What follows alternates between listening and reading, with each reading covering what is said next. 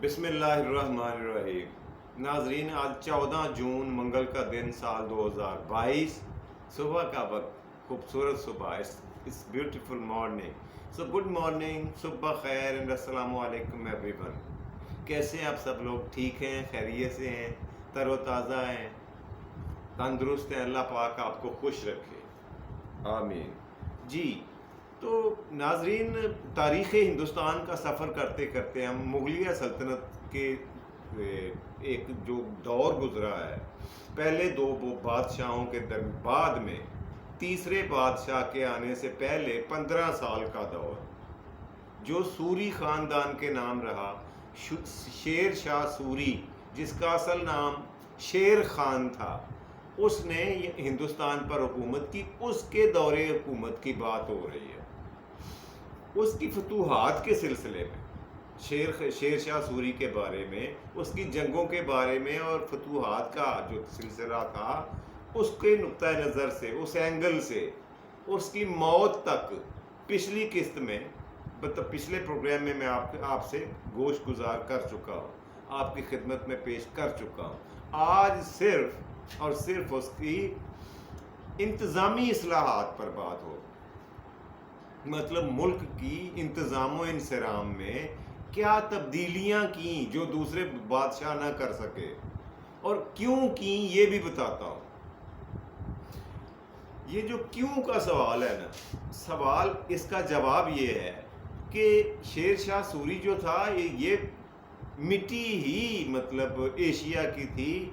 हिंदुस्तान का ये देर से और दूर दराज से वाकिफ़ था, जियोग्राफिए से भी वाकिफ़ था, मौसमों से भी वाकिफ़ था, माशरती उलूम से भी वाकिफ़ था, और माशी हालात से भी वाकिफ़ था। और सबसे बढ़कर ये कि मुख्तलिफ इलाकों का हाकम रहने के बाद ये बड़े करीब से देख चुका था कि कौन से बादशाह ने क्या क्या गलतियां की हैं हिंदुस्तान में, या उनकी नाकामी की वजूहात क्या रही हैं। गहरी नज़र थी इस बंदे की इन बातों पर, इन नकात पर, कि जो मेरे से पहले बादशाह गुजरे हैं उनके नाकामी की वजूहात क्या क्या थी, वो गलतियां इसने नहीं की हैं, और वो काम किए हैं जो पहलों को भी करने चाहिए थे, लेकिन उन्होंने नहीं किए। ये सब कुछ इसीलिए मुमकिन हुआ कि ये पहले तो बतौर जर्नैल हिंदुस्तान में रहा, एक ब्रिगेड का इंचार्ज हुआ करता था, फौजी था। उसके बाद ये इसको मिल गई, कुछ इलाकों की हुकूमत मिल गई, कभी खुशाब की, कभी पंजाब की। इस तरह से करते करते ये हिंदुस्तान का बादशाह, पूरे हिंदुस्तान का बादशाह बनकर तख्ते दिल्ली पर विराजमान हो गया। इसके बाद भी तीन चार इसी ख़ानदान के बादशाह गुजरे हैं, ज़ाहिर है जिनका तज़किरा अगले प्रोग्रामों में होगा, लेकिन आज की बात सिर्फ और सिर्फ शेर शाह सूरी के बारे में ही हो जी। तो शेर शाह सूरी के बारे में ये बता दूं कि इसने, पहले तो ये नोट फरमा ले कि इस बेचारे को ज़्यादा बादशाहत करने का मौका नहीं मिला। हादसाती मौत मरने की वजह से ये 5 साल भी पूरे नहीं कर सका अपनी हुकूमत के, लेकिन उन 5 सालों में जितना इसने काम किया है वो काबिल ज़िक्र है। ये 1540 में ये तख्त पर बैठे हैं दिल्ली के, और 1555 में, मई 1555 में वफात पाई। ये इसकी तारीखें नहीं। और दूसरी बड़ी बात ये है कि ये बंदा जब बादशाह बना तो इसकी उम्र 28 साल थी। ही वॉज 28 ईयर्स ओल्ड, जबकि कई दूसरों को हम देखते हैं वो 20-22 साल की उम्र में बादशाह बन जाते थे। खानदानी विरासत हुआ करती थी। इसका क्योंकि खानदानी विरासत नहीं थी, इसको उम्मीद भी शायद नहीं थी कि मैं कभी हिंदुस्तान का बादशाह बनूंगा, लेकिन अल्लाह ने बना दिया। 28 साल की उम्र में ये बादशाह बना हिंदुस्तान का, और 33 साल की उम्र में, तकरीबन 32-33 साल उम्र बनती है, वफात पा गए ऐन जवानी में, हादसाती मौत मरा। कैसे उसकी मौत हुई وہ پچھلے پروگرام میں دیکھیں جی. ہندوستان کو اس نے 7 برگنوں میں تقسیم کر دیا. اب آپ کہیں گے یہ نیا لفظ آ گیا, یہ کیا ہوا؟ برگنوں یہ لفظ ہے سنسکرت کا, اور اس کی واحد ہے یہ برگنا. یہ الفاظ تاریخ کی کتابوں میں اسی طرح سے لکھی ہوئی ہیں. اور اس نے اچھا برگنا کو آپ یہ سمجھ لیں کہ ایک صوبہ کہہ لیں, ایک خطہ کہہ لیں. صوبہ ہی چلو ٹھیک ہے تاکہ ہماری سمجھ میں آسانی سے آ جائے. 27 صوبے اس نے بنا دیے ہندوستان کے. 27 انتظامی طور پر 27 حصوں پر ہندوستان کو تقسیم کر دیا. اپنے زیر تسلط, اپنے زیر قبضہ ہندوستان کو 27 حصوں میں تقسیم کر کے وہاں پہ ایک انتظامی ڈھانچہ بنایا. 27 برگنا ٹوٹل بنے, یہ نوٹ فرما لو. 27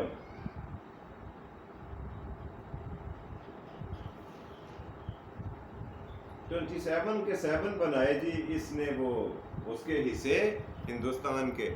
اور مقصد کیا تھا؟ مقصد صرف ایک تھا کہ وہ غلطیاں نہ کروں جو پچھلے بادشاہوں نے کریں اور ناکامی کا منہ دیکھنا پڑا انہیں. سب سے بڑی وجہ یہی تھی.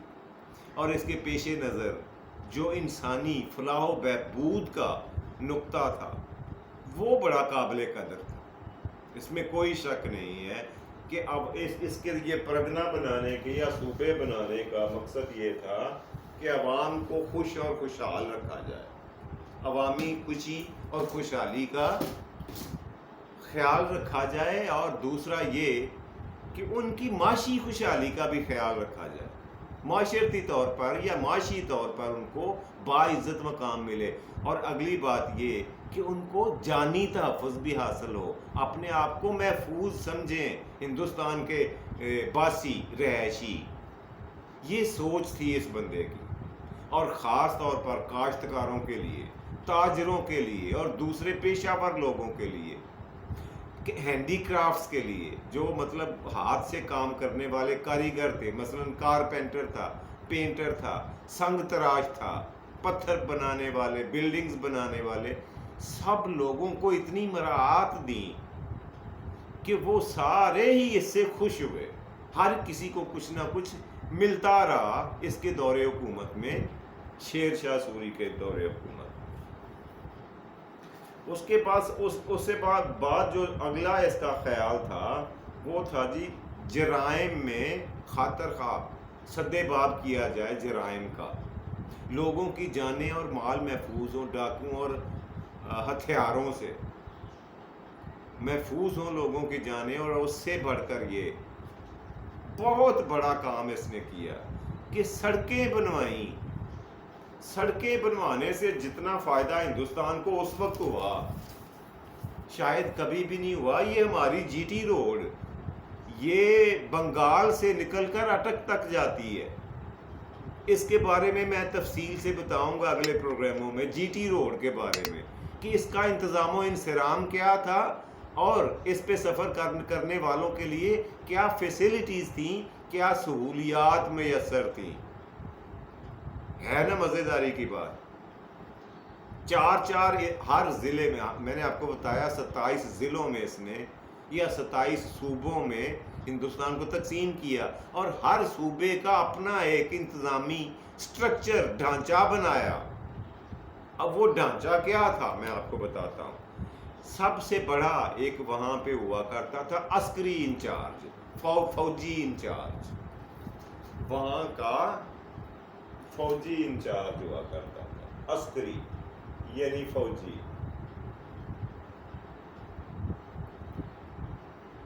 یہ نوٹ فرمائے. سب سے بڑا یہ افسر ہوا کرتا تھا جو فوجیوں کو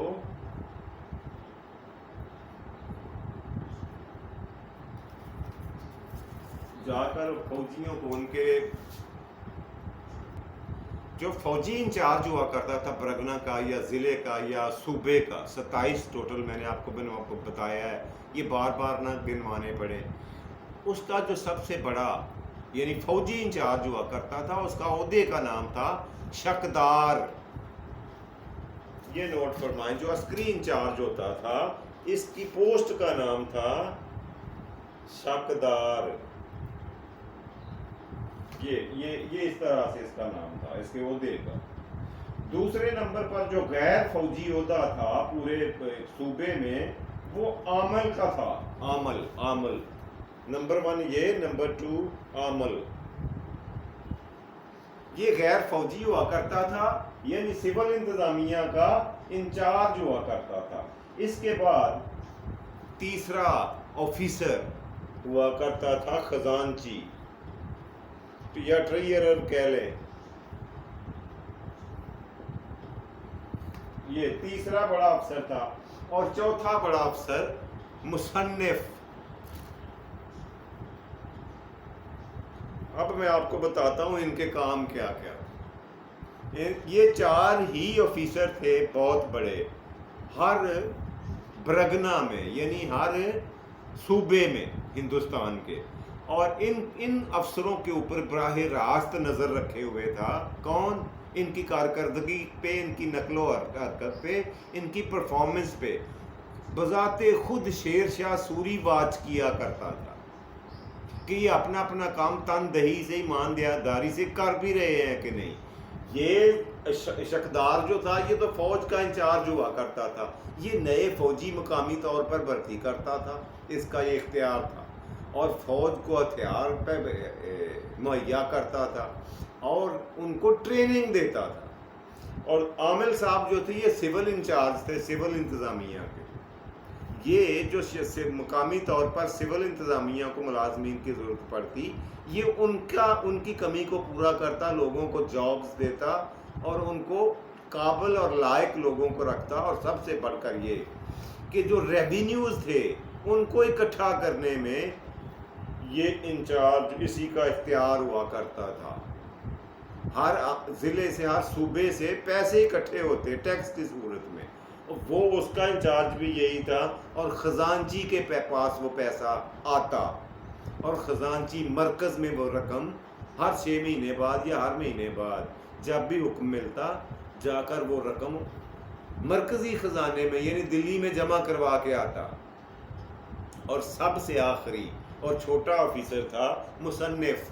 یہ مصنف اس لیے اسے کہا جاتا ہے کہ یہ لکھا کرتا تھا تاریخ کے ساتھ کہ کس دن کتنا خرچہ کہاں پہ آیا اور کس شعبے پہ آیا اور کس دن کتنی آمدنی کہاں سے ہوئی اور کہاں آئی اور ہمارے پاس اس وقت کتنے پیسے یا ذخائر موجود ہیں. یہ سارا ریکارڈ رکھنا اس کی ذمہ داری تھی، اسے مصنف اس لیے کہا جاتا. اس کے علاوہ اختیاراتی طور پر اگلی بات سن لیں جو بڑی عام تھی.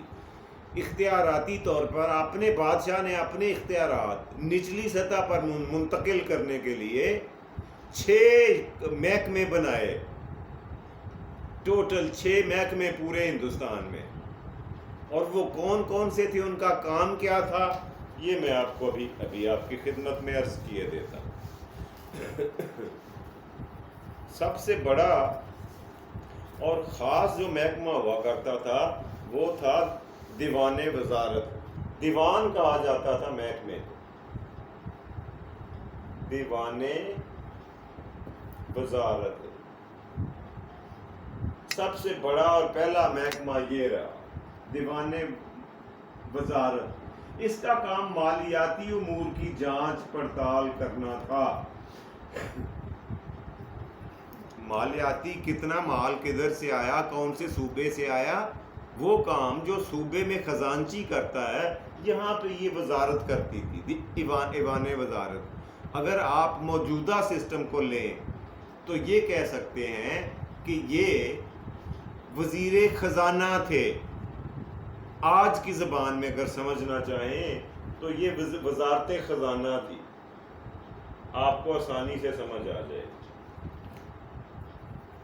جی یہ اس لحاظ سے اس کو وزارت خزانہ کہا جا سکتا ہے۔ دوسرا محکمہ جو تھا وہ دیوان ارض تھا، دوسرا بڑا دیوان ارض،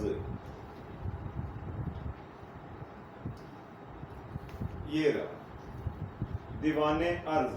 اچھا، اس کا کام فوجی نظم و ضبط کی دیکھ بھال کرنا تھا جی، ان کی موومنٹ، فوج کی تنخواہیں، فوج کی بھرتی، فوج کے اختیارات اس وزارت کے ذمے تھے، اس محکمے کے ذمے۔ موجودہ حالات میں آپ اسے وزارت دفاع کہہ سکتے ہیں۔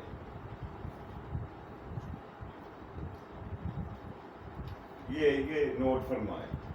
جو تیسرا بڑا محکمہ تھا اس کا نام تھا دیوان رسالت۔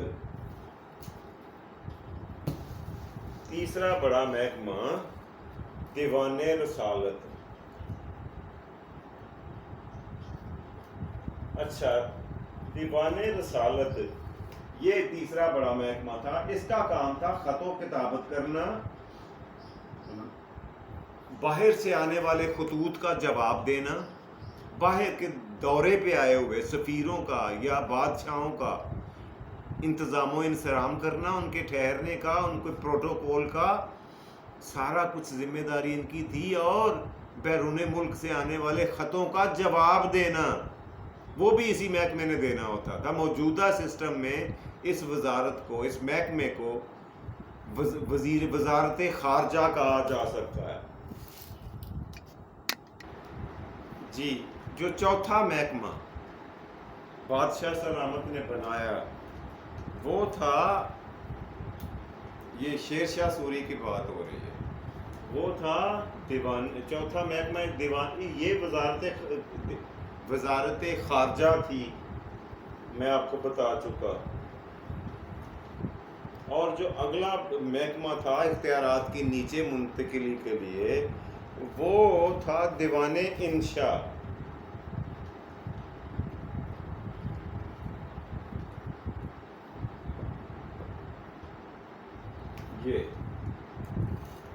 یہ نوٹ فرمائیں، دیوان انشاء یہ چوتھا بڑا محکمہ تھا۔ اس میں مقامی وزیروں اور دوسرے امراء سے، سرداروں سے خط و کتابت کی جاتی، لوگوں سے رابطہ کیا جاتا، لوگوں کے کام کروانے کے لیے شکایات وصول کی جاتی، ان کی شکایات کا ازالہ کیا جاتا اس محکمے میں، وزارت انشاء میں۔ اسے آپ موجودہ دور کے لحاظ سے سیکٹریٹ کہہ سکتے ہیں۔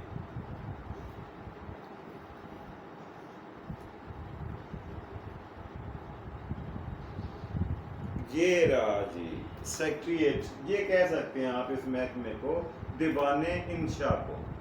اور پانچواں بڑا جو محکمہ تھا وہ تھا دیوان قضاء۔ پانچواں بڑا محکمہ دیوان قضاء۔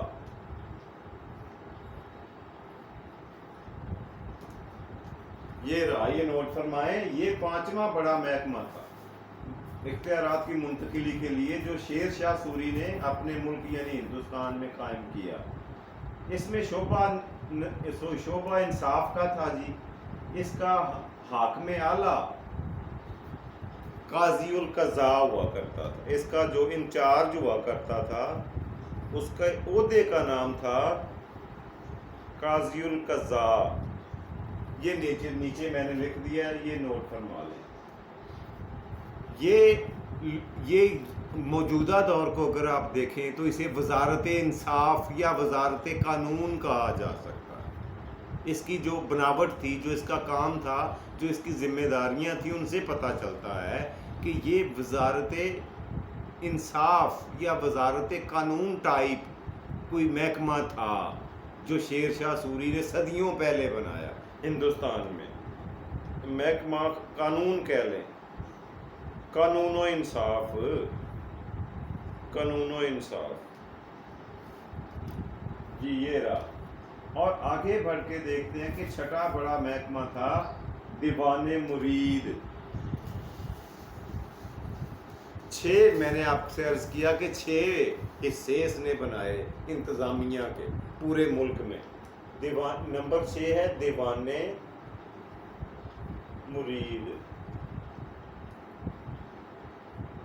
یہ دیوان کا مطلب آپ کو سب پتہ ہی ہوگا. دیوان ایک تو کتاب کو کہا جاتا ہے, شعروں کے مجموعے کو, لیکن یہ دیوان مطلب پارلیمنٹ کو بھی کہا جا سکتا ہے. یہ لوگوں کے جمع ہونے کی جگہ کو بھی بولا جا سکتا ہے. اس کا مطلب دیوان کا. یہاں پہ ہم اس کا مطلب محکمہ لیں گے کہ محکمہ کون کون سا تھا. جو 6 محکمے اس نے بنائے انتظامی لحاظ سے, سٹرکچر کو, ڈھانچے کو کنٹرول کرنے کے لیے, نقائص کو دور کرنے کے لیے اور لوگوں کے مسائل حل کرنے کے لیے, ان کو دہلیز پر انصاف مہیا کرنے کے لیے, وہ یہ 6 محکمے تھے. اور زبردست کام کرتا تھا. اور ان میں 4, ہر محکمے میں 4 بڑے آفیسر تھے, انچارج تھے, ذمہ داران تھے.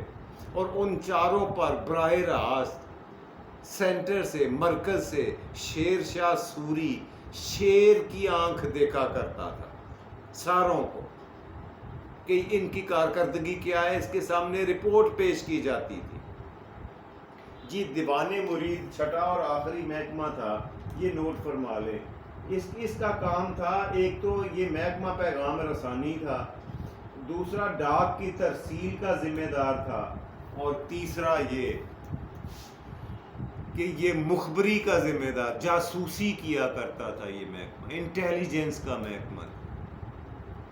دیوان مرید یعنی بادشاہ کو لمحہ بہ لمحہ اپنے اندرونی اور بیرونی خدشات سے, خطرات سے مطلع رکھنا, باخبر رکھنا ان کی ذمہ داری تھی. اس کے علاوہ یہ ڈاک کی ترسیل کا کام کرتے تھے, مطلب ایک خطوں کا آنا جانا ملک کے کسی بھی سے. اور اس کام کے لیے اس محکمے میں تیز ترین بھاگنے والے گھوڑے رکھے گئے, تاکہ ڈاک جو ہے وہ زیادہ جلدی ایک سے دوسری جگہ موو کر سکے.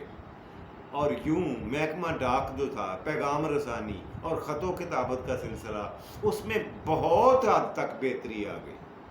یہ وہ چیدہ باتیں ہیں جو میں آپ کو بتانا اس لیے چاہ رہا تھا کہ اس نے ہندوستان کی بہتری اور فلاح کے لیے ایک برین تھا اس کے پاس, جو پہلے بادشاہوں نے کبھی اس پہ دھیان نہیں دیا. اس بندے نے دیا, اس بندے نے نظر کی ان پر, ان کو خاص طور پر اپنے ٹاپ پرائیورٹی پر رکھا. اور اس کا رزلٹ بھی دیکھنے کو ملا کہ ہندوستان میں انتظامی لحاظ سے بہت ساریاں بہتریاں دیکھنے میں آئیں اور بہت اچھے ان کے نتائج سامنے آئے. جی آج یہیں پہ کلوز کرتے ہیں, کل انشاءاللہ یہیں سے آگے بڑھیں گے اگلے پروگرام میں, کیونکہ وقت کافی ہو گیا ہے. آگے مزید بات کرنے کی بجائے پہلے سیگمنٹ کو یہیں پہ کلوز کرتے ہیں. دوسرا سیگمنٹ ہوا کرتا ہے آج کا لفظ. جی آج کا لفظ جو میں آپ کو بتانے جا رہا ہوں وہ بھی کچھ ہلکا نہیں ہے, بہت اچھا لفظ ہے. آپ نے اکثر لڑکوں کا, مردوں کا نام سنا ہوگا. یہ لکھنے جا رہا ہوں.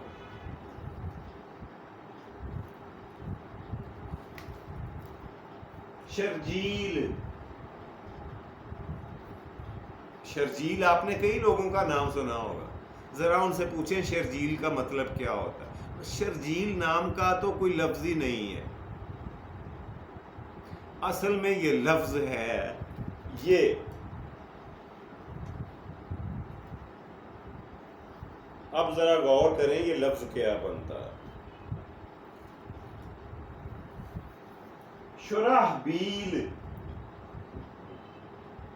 شرحبیل یہ لفظ ہے اصل میں, اور اس کو ہم نے شرجیل بنا دیا. کیسے؟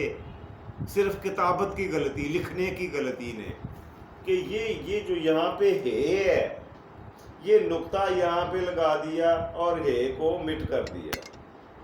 یہ ہوا ہے جی اس کے ساتھ, شرجیل بن گیا. شرابیل کا شرجیل بن گیا, کتابت کی غلطی کی وجہ سے ایسا ہوا ہے. بہرحال پروگرام کا تیسرا آخری اور مزیدار سیگمنٹ آج کی بات آپ کی خدمت میں عرض یہ کرنا چاہتا ہوں کہ لوگوں کو, دوسروں کو, اپنے ملنے والوں کو, جاننے والوں کو وقت دیا کریں، عزت دیا کریں، ان کی عزت و تکریم کیا کریں، ان کے پاس بیٹھا کریں، اگر چل کے آئیں تو حسب توفیق ان کی خدمت بھی کیا کریں، ان کی خاطر تواضع اور ان کو کھانے پینے کا بندوبست کیا کریں اپنی توفیق کے مطابق، مگر کسی سے ہمدردی، توجہ یا تعلق کی بھیک کبھی نہ مانگنا، ورنہ سوائے ضلالت کے آپ کے ہاتھ میں کچھ نہیں آئے گا۔ یہ تھا جی آج کی بات جو میں مختصر طور پر آپ کی خدمت میں پیش کرنا چاہتا تھا، تشریح اس کی آپ خود ہی کر لیں، ٹھیک ہے؟